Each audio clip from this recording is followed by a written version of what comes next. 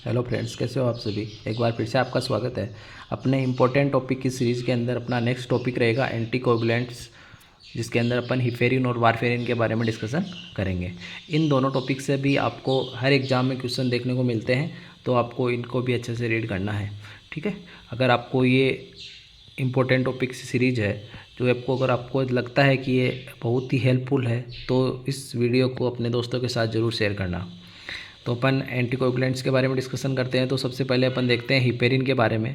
तो हिपेरिन क्या होता है? एक नेचुरल एंटीकोगुलेंट है। हिपेरिन क्या है? एक नेचुरल एंटीकोगुलेंट है जो कि सीक्रेट होता है बाई मास्ट यानी बेसोफिल सेल, मास्ट सेल से या बेसोफिल सेल से ये सीक्रेट होता है। और इसको अपन एडमिनिस्ट्रेशन करते हैं बाई IM IV और सबकुटेनियस रूट से इसको अपन एडमिनिस्टर करते हैं। अपन अगर क्वेश्चन बनता है कि अपन हिपेरिन को ओरली क्यों नहीं देते हैं, तो अपने का जवाब रहेगा कि हिपेरिन क्या है? एक प्रोटीन नेचर का है, एंटीकोगुलेंट है, जो कि अगर जैसे ही अपन इसको ओरली लेंगे तो ये स्टोमक में जाते ही इसका क्या हो जाता है? डाइजेशन हो जाता है। इसलिए अपन हिपेरिन को कभी भी ओरली नहीं देते हैं। ये सभी क्या ये हिपेरिन किसके थ्रू देते हैं? IM IV या सबकुटेनियस रूट के द्वारा इसको देते हैं।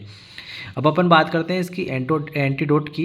अगर जैसे हिपेरिन की टॉक्सिसिटी हो जाती है तो अपने इसका एंटीडोट क्या है? तो प्रोटामाइन सल्फेट है इसका एंटीडोट है। ये पिछले लगभग मैंने जितने पेपर देखे हैं उनमें से लगभग एग्जाम में ये क्वेश्चन बना है, हिपेरिन का एंटीडोट। तो इसका प्रोटामाइन सल्फेट है वो हिपेरिन का एंटीडोट होता है। और हिपेरिन ऐसा एंटीकोगुलेंट है जो कि प्लेसेंटा को क्रॉस भी नहीं करता है। तो अगर आपसे पूछा जाए कि प्रेगनेंसी में सबसे सेफ एंटीकोगुलेंट कौन सा है, तो हिपेरिन प्रेगनेंसी में सबसे सेफ है। और फिर नेक्स्ट अपन इसकी बात करते हैं कि it affect on intrinsic factor. ये किस पे अफेक्ट करते हैं? इंट्रेंसिक पाथवे है उन पे ये अफेक्ट करते हैं। Heparin act as a fast action, यानी कि हिपेरिन का एक्शन जो होता है वो फास्ट होता है, क्योंकि अपन इसको किसके द्वारा देते हैं? पेरेंटल रूट के द्वारा देते हैं। और ड्यूरिंग हिपेरिन थेरापी अपने को APTT के लेवल को चेक करना है। फॉर इसकी इफेक्टिवनेस को चेक करते हुए अपने को APTT का लेवल इसमें चेक करते रहना है। अगर APTT है वो इंट्रेंसिक पाथवे पे काम करता है, और इसकी जो APTT की जो नॉर्मल वैल्यू होती है वो होती है 25 से 35 सेकेंड, ठीक है। APTT की नॉर्मल वैल्यू कितनी होती है? 25 से 35 सेकेंड इसकी नॉर्मल वैल्यू होती है। लेकिन ये क्या होता है कि जैसे कि हिपेरिन की जो थेरेपी चल रही है उसमें अपने को क्या हो जाता है, ये 2 टाइम इसका जो नॉर्मल है टाइम पीरियड है वो 2 टाइम नॉर्मल से 2 टाइम्स ये क्या हो जाता है? मोर हो जाता है। तो इसका जो हिपेरिन के थेरेपी के दौरान इसका जो नॉर्मल जो रहेगा वो रहेगा 60 to 90 सेकेंड। ये क्या रहेगा? हिपेरिन थेरेपी के दौरान इसका ये लेवल क्या रहेगा? नॉर्मल रहेगा।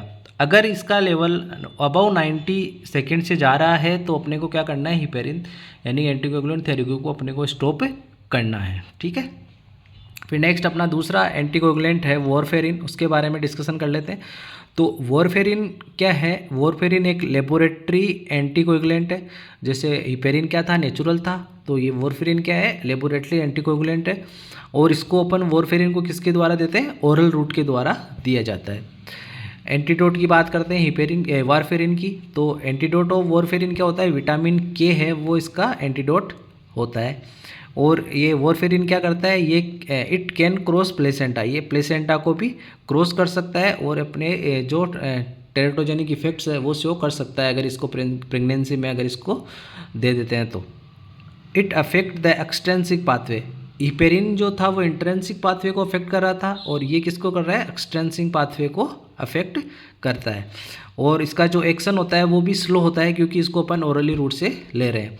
और अगर जैसे कि अपन ने हिपेरिन में देखा था कि हिपेरिन थेरेपी के दौरान अपन किसको मॉनिटर कर रहे थे? APTT को मॉनिटर कर रहे थे। उसी प्रकार से अगर अपन वॉरफेरिन थेरेपी को दे रहे हैं तो अपने को PT-INR की वैल्यू को अपने को चेक करना होता है। PT की फुल फॉर्म होती है प्रोथ्रोम्बिन, और INR की फुल फॉर्म होती है इंटरनेशनल नॉर्मलाइजेशन रेशियो। और इन दोनों में से भी मोर स्पेसिफिक अगर एग्जाम में पूछा जाता है कि मोर स्पेसिफिक कौन सा होता है, तो INR की जो वैल्यू है वो इसमें मोर स्पेसिफिक होती है। और अगर आप इसके नॉर्मल लेवल्स की बात करें तो नॉर्मल PT का लेवल जो होता है वो 11 से 13.5 सेकेंड होता है, और INR का जो नॉर्मल लेवल होता है वो बिलो 1 या 1.1 होता है, ठीक है, ये तो था इसका नॉर्मल लेवल। लेकिन ड्यूरिंग वॉरफेरिन थेरेपी के अंदर इसकी वैल्यू है PTINR की, वो क्या हो जाती है, उसी प्रकार से 2 टाइम इंक्रीज हो जाती है। तो इसका जो नॉर्मल लेवल रहेगा ड्यूरिंग वॉरफेरिन थेरेपी के दौरान, तो PT का रहेगा 20 सेकेंड और INR का रहेगा 2 to 3।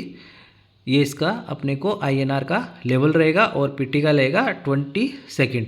ये इसमें अपने को ये लेवल रहेगा ड्यूरिंग वॉरफेरिन थेरेपी के में। ठीक है, फिर नेक्स्ट अपन इसमें ये था सब कुछ आपके एंटीकोगुलेंट्स के बारे में। तो अगर आपको वीडियो अच्छा